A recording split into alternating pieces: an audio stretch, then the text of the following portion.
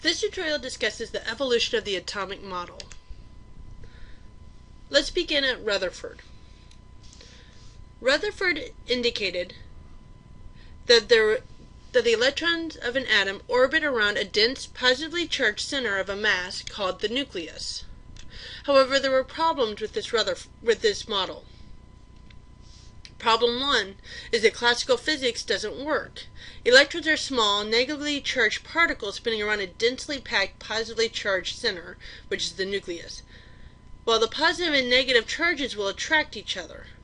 This attraction should slow the electrons down, resulting in an electron collapsing into the nucleus and imploding the atom. Electrons as moving charged particles should give off energy, causing the atom to glow. However, neither of these items have been shown by evidence in experiments. The second problem is the line spectra versus the continuous spectrum. If an electron is excited according to Rutherford's model, a continuous spectrum, or a rainbow, would be emitted. Experimental evidence, however, showed a line spectrum, where light is emitted in discrete packets and only at specific wavelengths. Every element has its very own line emission spectrum. So let's move on to Bohr then. Bohr proposed that classical physics, Newtonian, view of matter cannot adequately explain the behavior of an electron in an atom. We needed a new theoretical approach that would explain the microscopic behaviors and characteristics of small pieces of matter and the relationship between atoms' electron and the nucleus, which are the protons, as that was observed experimentally. Bohr's model of the atom assumed that electrons can only exist at certain discrete orbits called stationary states, or more accurately, more commonly, energy levels. Electrons are restricted to quantized energy states, which are very specific, or energy levels around the nucleus. These energy levels are designated by the symbol n, where n is the quantum number that are whole integers.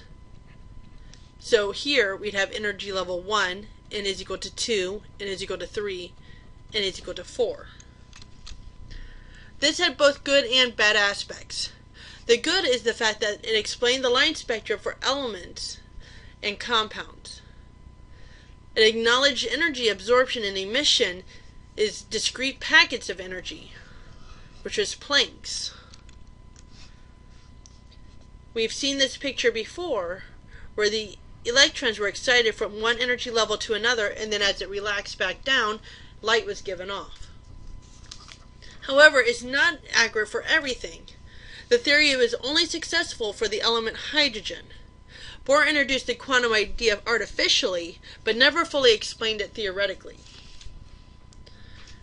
That brings us to the Schrodinger model, which we will discuss in more detail in later tutorials. Using mathematics and probability, Schrodinger applied the idea of electrons behaving as a wave to the problem of electrons in atoms.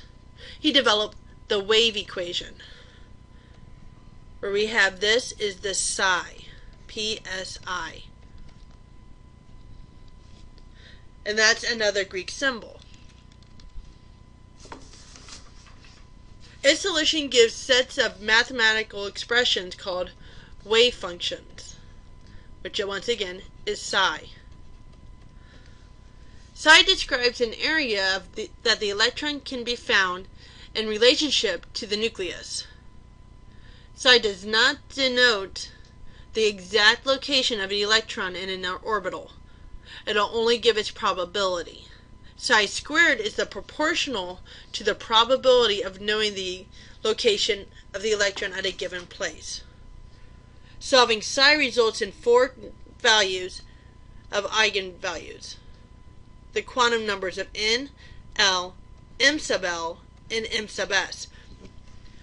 All of these quantum numbers will be discussed in detail in the quantum numbers tutorial.